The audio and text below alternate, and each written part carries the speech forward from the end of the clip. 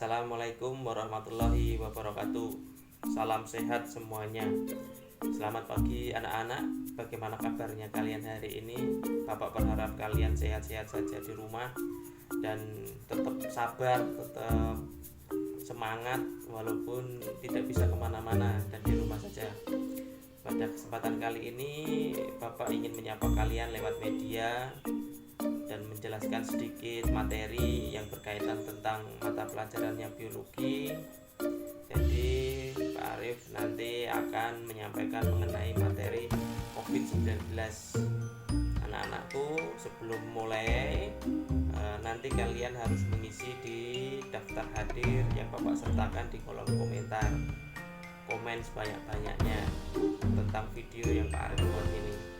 Like, komen, dan subscribe biar penontonnya banyak dan Pak Arif bisa berbahagia. Dari video ini Pak Arif berharap kalian nanti dapat mengenal mengenai virus corona 19.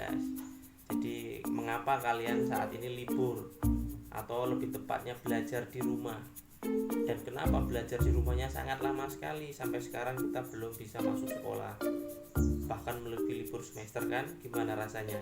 Bosen, sedih, atau malah enak bisa jalan-jalan kalian, bisa pergi ke hutan mencari hasil hutan. Bapak berharap dari pertemuan ini kalian dapat mengenali virus corona, penyebabnya apa, dan dari mana sebenarnya virus ini, terus dampaknya apa apabila virus ini bisa atau terkena menginfeksi tubuh kalian. Selain itu, dari pembelajaran di akhir nanti Pak Arif akan membuatkan sebuah kuis. Nanti kalian coba untuk mengerjakan kuis tersebut sebagai instrumen evaluasi dari Pak Arif.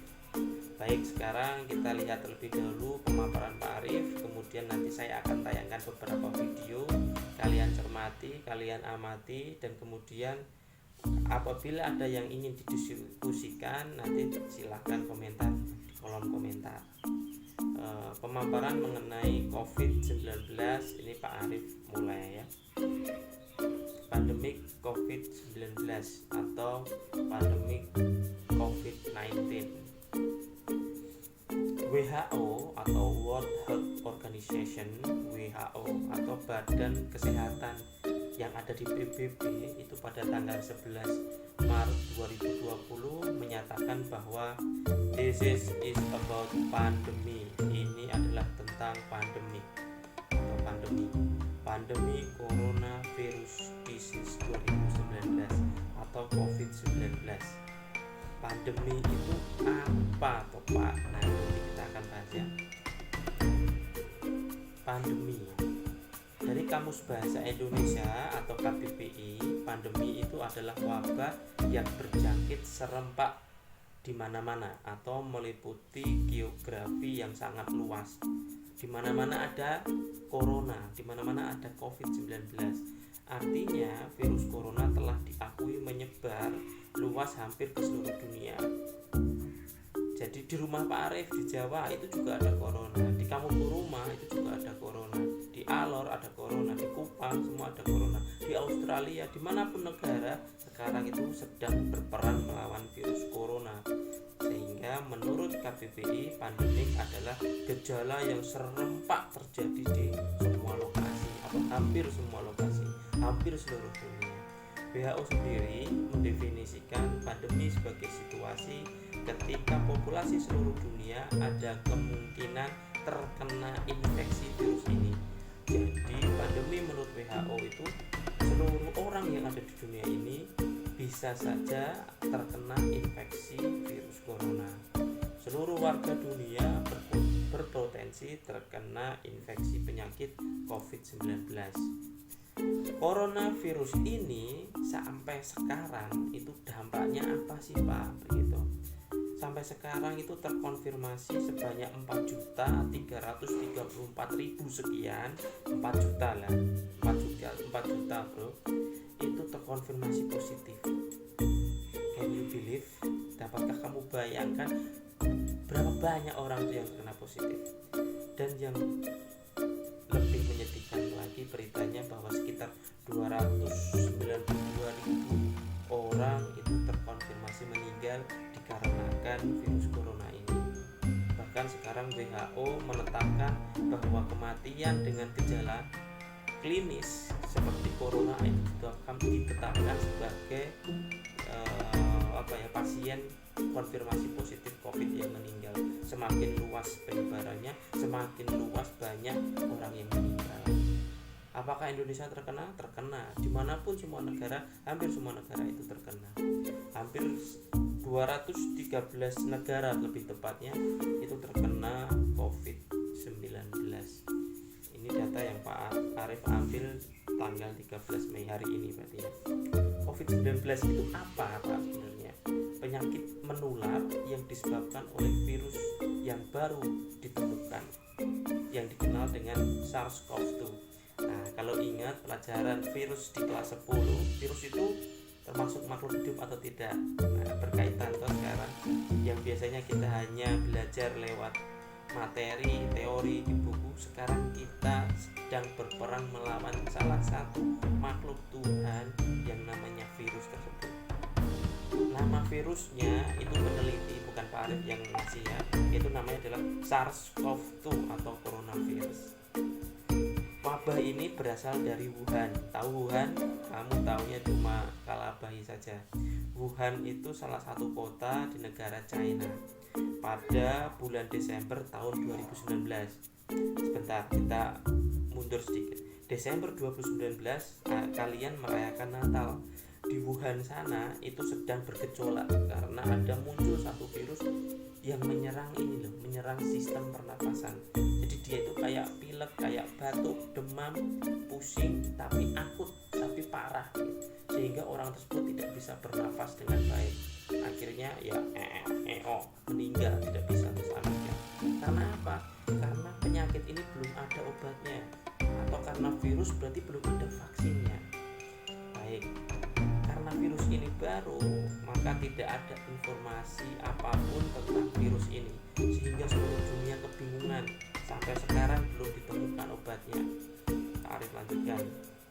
Nama virus penyebab COVID-19. Pada tanggal yang sama, pada tanggal 11 Februari 2020, oleh International Committee on Taxonomy of Virus, pokoknya lembaga yang kasih nama virus itu, memberikan nama virus penyebab penyakit COVID-19 adalah namanya SARS-CoV-2. Nah, jadi nanti kalau kalian punya kakak yang sedang hamil dan mau melahirkan, kasih nama anaknya SARS-CoV-2 biar itu menjadi penanda bahwa dia lahir saat wabah virus corona. Dilansir dari situs web resmi WHO, alasan diberi nama dengan SARS-CoV-2 adalah karena virus corona memiliki hubungan yang sangat erat secara genetik dengan virus penyebab SARS pada tahun 2003. Apakah kalian mengingat? Nggak mungkin, nggak ada internet, nggak ada TV, bisa ingat gimana? Tahu saja atau dengar saja mungkin baru kali ini. Baik, tidak apa-apa, ini adalah ilmu bagi kalian. Seperti yang kita ketahui, virus dapat bermutasi dalam perjalanannya akibat berbagai faktor yang sangat kompleks. Virus corona bukanlah virus yang baru, melainkan virus yang pernah menyebabkan pandemik SARS-CoV pada tahun 2003. Kalau masih ingat, itu juga berasal dari Cina kalau tidak salah. Selain itu, virus corona merupakan penyebab dari wabah MERS pada tahun 2012. Kalau tidak salah unta atau apa yang dari Timur Tengah. Meskipun hampir sama secara genetik, namun virus ini berbeda dan virus corona dari virus corona sebelumnya. Walaupun sama-sama corona, tapi virusnya ini berbeda. Sehingga obat yang digunakan untuk mengobati virus sebelumnya itu tidak bisa dipakai untuk mengobati penyakit ini. Arief lanjutkan. Kita kembali mengingat materi virus di kelas 10. Virus mampu bertahan hidup dengan syarat harus berada di dalam sel makhluk hidup. Nah, kalau tidak berada di dalam makhluk hidup, apa yang dia lakukan? Maka dia berubah menjadi kristal, berdiam diri, dormansi, tidur gitu. Sebelum menembus sel, virus perlu menempel pada sel inang. Untuk menempel membutuhkan reseptor virus itu. Katakanlah contoh yang paling mudah adalah kamu punya HP, smartphone, ya kan? Kemudian agar bisa hidup dia harus di charger membutuhkan kabel colokannya misalkan Type C atau USB. Nah kalau tidak cocok maka tidak bisa menempel, maka harus cocok agar bisa menempel dan bisa hidup. Nah itulah paling tidak gambarannya seperti itu. Virus corona hanya mampu menempel pada sel inang pada hewan saja pada saat itu. Lambat laun virus ini dapat bermutasi dan merubah susunan dirinya sehingga memiliki reseptor yang kompatibel untuk menempel pada sel manusia. Penelitian mengungkapkan bahwa reseptor yang cocok dengan virus corona adalah ACE2 atau ACE2 yang terdapat pada sel manusia. Nah, perlu diketahui juga ACE ini paling banyak terdapat di saluran pernafasan, terutama paru-paru kita. Kemudian juga terdapat banyak di perutnya kita. Sehingga organ tubuh kita yang diserang oleh virus corona ini adalah sistem pernafasan. Bahkan bisa sampai ke pencernaan, sehingga biasanya salah satu gejala klinisnya adalah diare. Bagaimana cara penularan COVID-19? Coronavirus disease itu namanya penyakitnya ya. Virus ini dapat ditularkan oleh orang yang sudah terinfeksi, pastinya melalui cairan tubuh ketika bersin atau batuk. Jadi kalau kalian bersin, batuk itu harap langsung ditutup. Kenapa? Karena jangan sampai Anda menularkan virus tersebut kepada orang lain. Cairan yang dikeluarkan mengandung virus dan dapat menularkan ke orang yang sehat. Cairan ini biasa disebut dengan sebutan droplets. Apa anak-anak? Droplets. Ya, diingat-ingat ya, namanya adalah droplets. Ketika droplets mencapai bagian mukosa, baik secara langsung atau melalui tangan, maka virus itu dapat masuk ke dalam tubuh. Mukosa itu apa Pak? Cairan, lendir yang ada di dalam tubuh kita yang bisa bersentuhan atau terkena langsung dengan virus tersebut.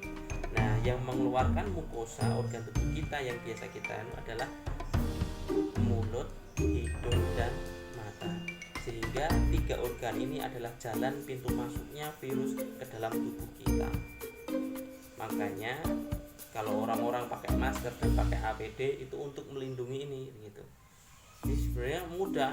Pakai apa Pak? Pakai helmet ini, tutup, ret. Nah, kemudian yang lainnya misalkan terpapar tangan itu tidak apa-apa, asalkan ketika terpapar langsung kita bersihkan, cuci pakai deterjen. Droplets yang dikeluarkan melalui bersin itu dapat mencapai sejauh 2 meter. Bersin itu sejauh 2 meter. Dan kemudian jatuh ke bawah mestinya ya, bukan jatuh ke atas. Droplets dapat langsung mengenai anggota tubuh orang yang ada di sekitar kita dan juga dapat hinggap misalkan di kursi, meja, ataupun benda-benda yang ada di sekitar kita. Mereka mampu bertahan dalam hitungan jam. Kalau tidak salah misalkan teman kamu lagi jatuh ke bawah, kemudian kamu pegang kursinya, kemudian kamu usap mulutmu ataupun hidungmu, maka kamu bisa terkena virus tersebut. Baik Pak Arif, ini bulan puasa sudah sekitar 10 menit banyak ngomong. Selanjutnya Bapak ingin kalian melihat tayangan video, kemudian amati, cermati, dan ikuti petunjuk yang ada di dalam video tersebut.